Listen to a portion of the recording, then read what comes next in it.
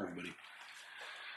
So, as you may know, I'm a paramedic and I see patients, right? And you know, triage patients. I take care of patients and see them to either, going on their merry way or, God forbid, having to go to the hospital or to the urgent care or what have you. And, every so often I have a thought that I want to share. And so here I am and I want to share this thought with you guys. Um, it's amazing how many, specifically young people, but irrespective of age, largely will present with a certain illness or injury, fairly minor illness or injury, and it ends up being really about stress. It's unbelievable uh, to really reckon with the statistics of the amount of people that are dealing with acute stress that is of a magnitude that it affects their well-being, that it results in them gaining, inordinate amounts of weight or having heart disease or, uh, you know, developing problems with drugs and alcohol, just for examples. So I'm talking about like, real serious levels of stress. So that's just, uh, objective evidence, you know, exhibit A. Okay. I, consume a lot of content as I think a lot of people do in this day and age. And, my kind of main thrust of this channel is to talk about health and well-being and specifically mental health, but by extension, I've kind of talked about the five pillars that I really focus on, at least in conceptual space, that allow me to kind of think about where I'm at, right, and where I want to go. And those are mental health, emotional stability, uh, spiritual satisfaction, physical fitness, and financial independence, right? I think those are some really good avenues to go down if you really want to start working on yourself, right? I did, and I did, um, and I have. So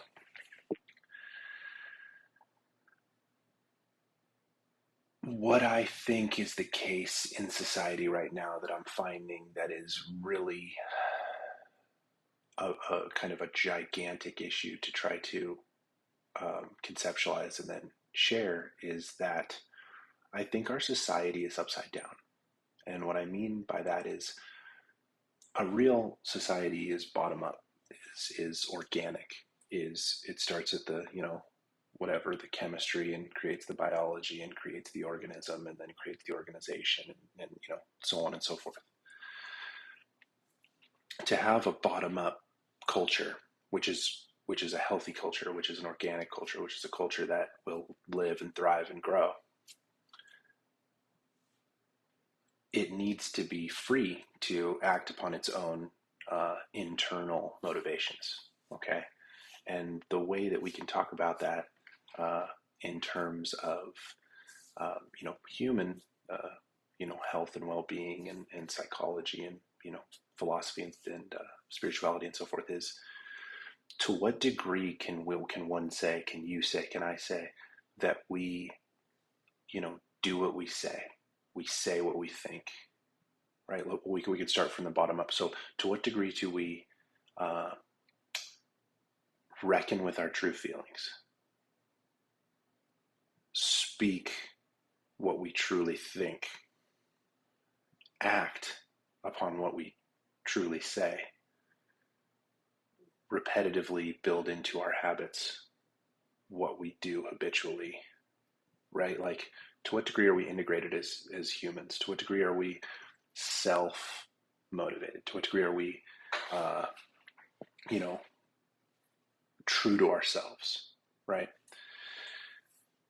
I think that we live in a top-down culture right now. We might not be in, Nazi Germany or Orwell's, dystopia, but I think we're more there than we are bottom up. In a top-down society, in a top-down culture, you have lie as dialectic. You have um, the predominant social interaction be one of uh, the attempt to not be ostracized. You have the want to fit in be the primary motivation as opposed to the want to express oneself. So instead of coming bottom up and expressing your true self, right? Because we're all weirdos, we're all unique, we're all terrified of not fitting in. That's a very human impulse, right?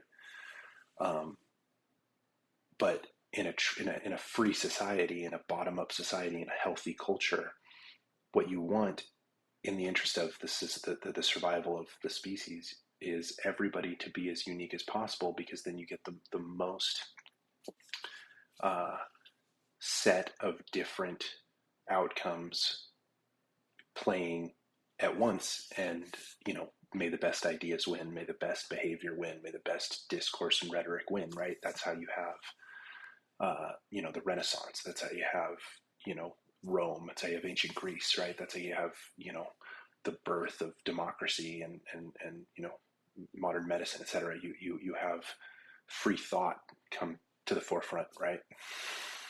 Motivated by the free individual in a bottom-up society. But in a top-down society, you have authoritarianism, totalitarianism, right? Tyranny. And I think that we're in it right now. And the reason I think that is because so many people are terrified to speak their mind. So many people are literally ripping themselves, I mean, not literally ripping themselves apart, but metaphorically ripping themselves apart, spiritually ripping themselves apart, mentally and emotionally, dealing with a level of distress that at least for me, doesn't go unrecognized. And I think that one of the things that we can point to for that is the kind of hostility that we as a culture have toward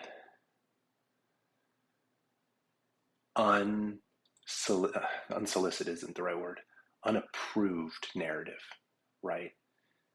One of the things that you don't do in the West is go against the narrative, or risk being cast as a villain.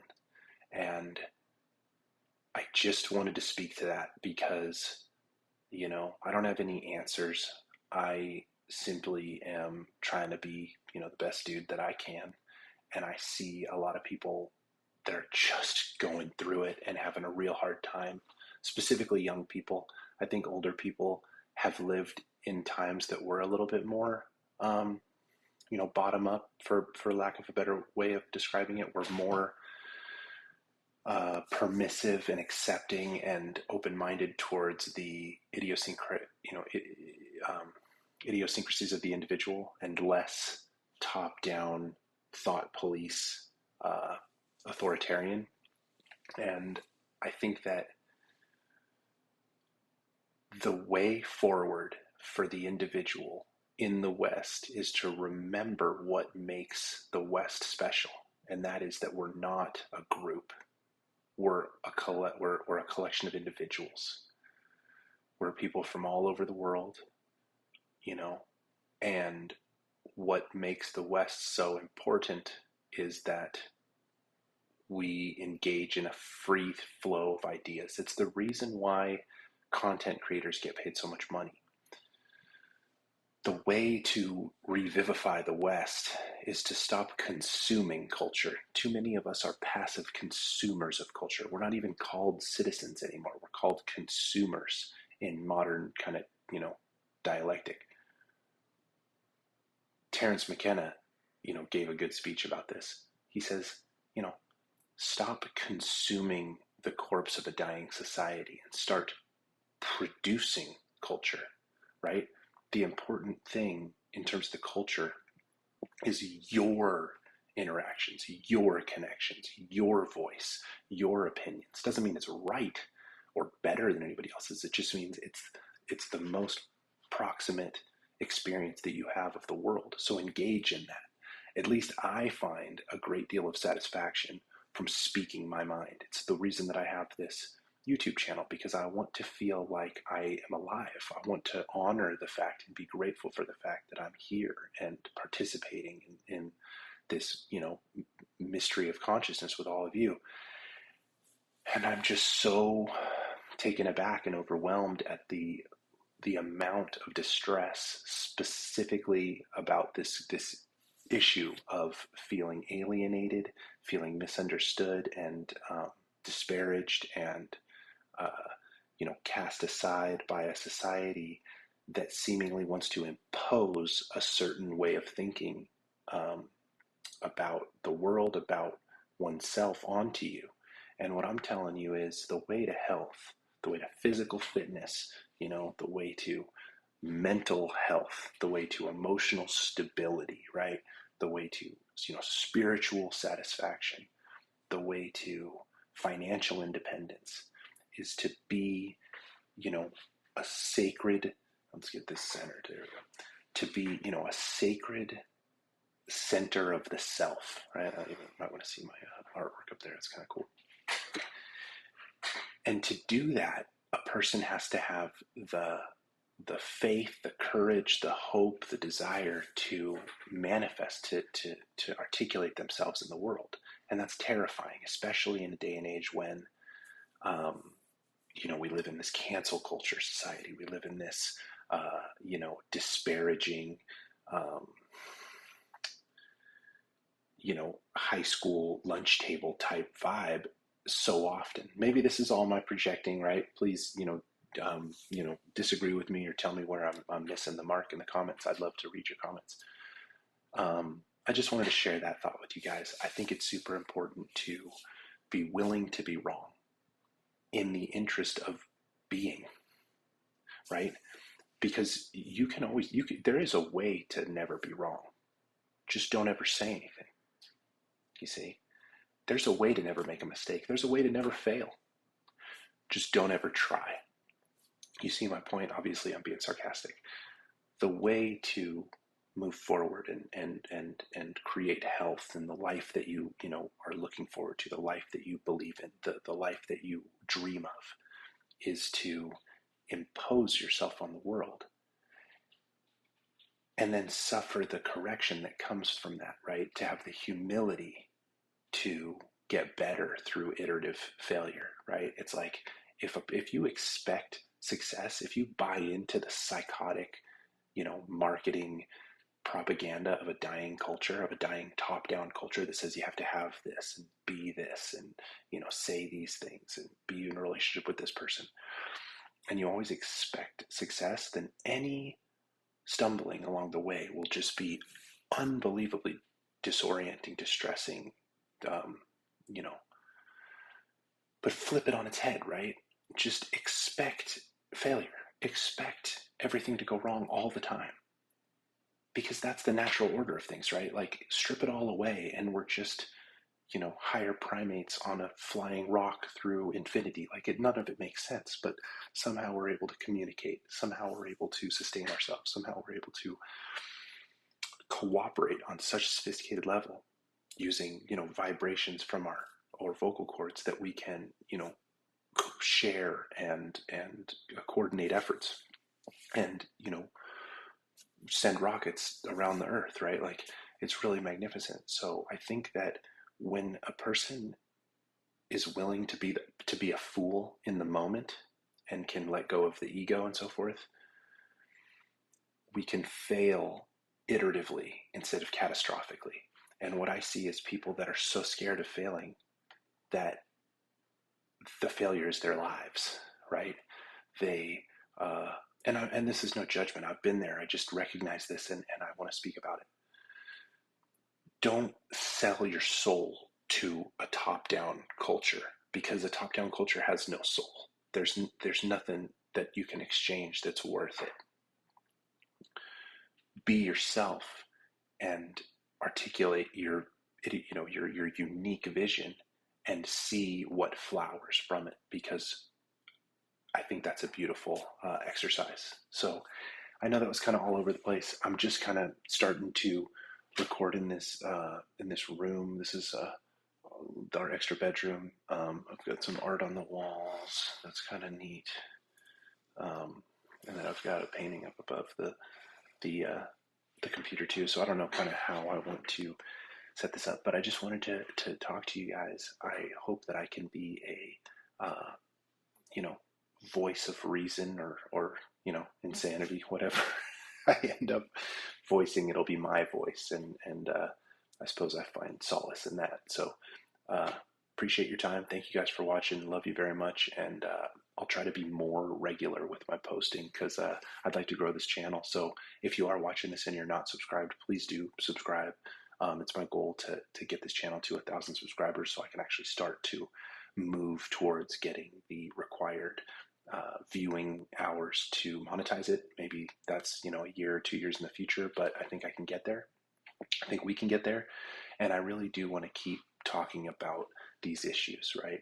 I'm nothing if not consistent, right, on my vision, and that is, let's talk about physical fitness. I need to get my fitness up. I'm going to keep jump roping, swimming. I've got a 2.4 mile swim in Lake Tahoe coming up, a race, playing basketball, shooting hoops, just moving, surfing. I'm going to surf as much as possible. Make my way out to Santa Cruz when there's south swell this summer. Hopefully we get, knock on wood. Hopefully we get some more south swell this summer, and I'm looking forward to the ski season. So I'll be getting myself in ski shape. So there's that physical fitness component, right? I don't just talk about this shit like I'm holding myself to account. Mental health, the most proximate avenue that I've found to mental health is talking. I heard Jordan Peterson say rather prophetically, we don't have mental health as individuals. We outsource our mental health, right? You might say that all things being equal, the most mentally healthy individual in society is the one with the most reciprocal relationships, right? The more people that you're interacting, unless you're a psychopath, unless you're a like Machiavellian type, but the more successful, long term, not short term, relationships that you have, the more we orient each other, right? The more that we correct each other's thinking. So if you're struggling with mental health, just talk to people. Tell people how you're feeling. Tell people how you're thinking. And if you don't have somebody to talk to, write down your thoughts. Write down, on your notes app on your iPhone or in a journal. It's extremely compelling to read what you write because there's no arguing it, right? You can't counterthink. If you ask yourself a deep question like, what do I want in life, or what am I afraid of, or where do I want to go, or what are my favorite things to do? What am I glad to do every time I don't do, every time I do this thing, what am I glad? For me, it was surfing and skiing. What things am I glad to have done, irrespective of the circumstances, right? What things every time I do them, am I glad that I did them? For me, it's surfing and skiing. There's mental health, emotional stability. Again, talking is very good, but emotional stability is more about, in my opinion, watching the ebbs and flows, the tides of our energy levels, and kind of learning to smooth those out. That's a long discussion. We don't have to get into it right now, but there's your emotional component. Spiritual, that's an even bigger discussion. We can talk about that another time. That's a wonderful discussion to get into. And then financial independence, and that's all about consistency, choosing a lane, choosing a direction that you want to go in, and holding yourself to account and being consistent. So anyway, I love you guys. This is the first recording in this room. I hope this comes out all right, and we'll see about doing some more. See you soon. Love you.